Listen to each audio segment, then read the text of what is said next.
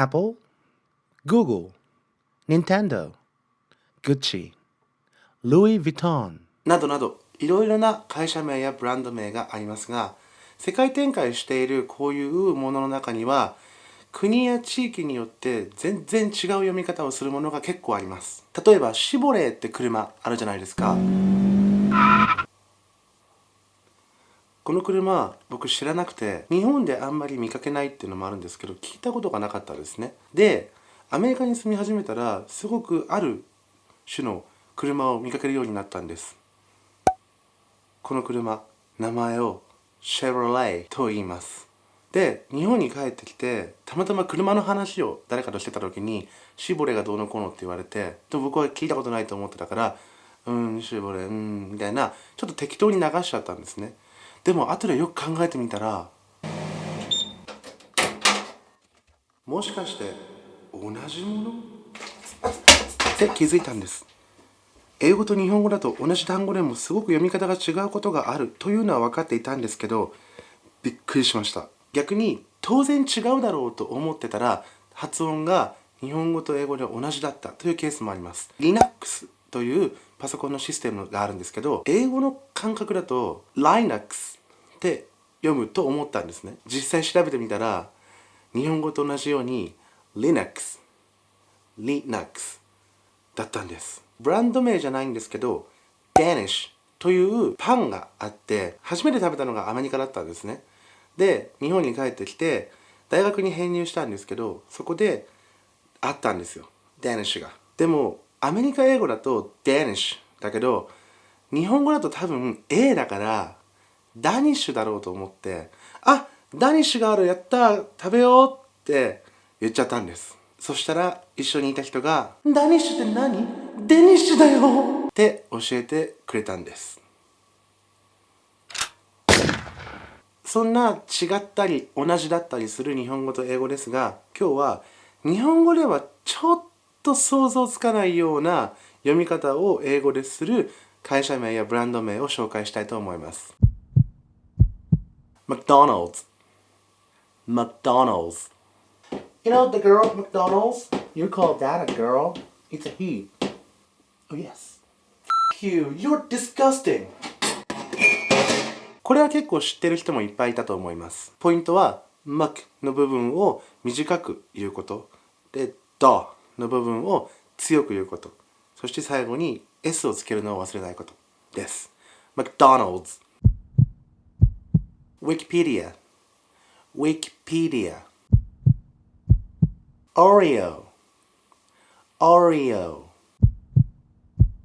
IKEA. Adobe. Harley Davidson. Wow, this is amazing. It's definitely the biggest pride I've ever been to. Hey, that chick over there on a Harley Davidson, is she lesbian too? First of all, I don't know. And second of all, it's none of your business. ここまではちょっとした違いのある言葉でした。次に、文字があるのに読まない、文字がないのに読むっていうパターンを見てみましょう。Costco.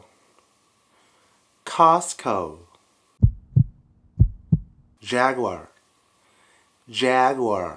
次はもともと英語圏じゃないところで生まれたブランド名とか会社名なので、日本に直接入ってきた言葉と英語に行った時の言葉が全然違う音になってしまったというケースです。Mercedes-Benz. Versace. Look, I'm ending our relationship. What the fuck? You bitch! I gave you a fucking Versace. Yeah? So? Dude, seriously? Do you want it back? いろいろ紹介したけど、別に英語での読み方が正しいというわけではありません。もともとフランスの会社だったり、日本の会社だったりして、それが世界展開した時には、それぞれの国とか地域で、それぞれの言葉に合わせて呼ばれ方が変わるというだけのことです。英語の中でも実はみんな同じ読み方をしているわけではないです。Adidas, Adidas, Nikon, Nikon, Nike, Nike, Puma, Puma, Asus, Asus, Asus。会社が自分で正しいって言った読み方を後からやっぱりこっちですって言ってきたので、結構 IT 関係の人たちは What the f*** って思いました。このように英語圏の中でも混乱があるわけで、世界中のいろんな人たちにいろんな呼び方をされるのがグローバル企業の宿命なのかもしれません。だから英語で話している時に日本語読みで言っちゃったとかっていうのを恥ずかしがる必要はありません。でも自分の好きな会社やブランドの名前がどう英語で言われているのかは気になりますよね。今日紹介した以外にこれって何て言うんだろうっていうのがあったらぜひコメント欄で教えてください。この動画が役に立ったと思った人はぜひいいねを押してください。あとチャンネル登録ってところを押すと今後 YouTube を開いた時に僕の新しい動画があればそれが上の方に出るようになります。ぜひよろしくお願いします。Thank you for watching. I'll see you in the next one. Bye.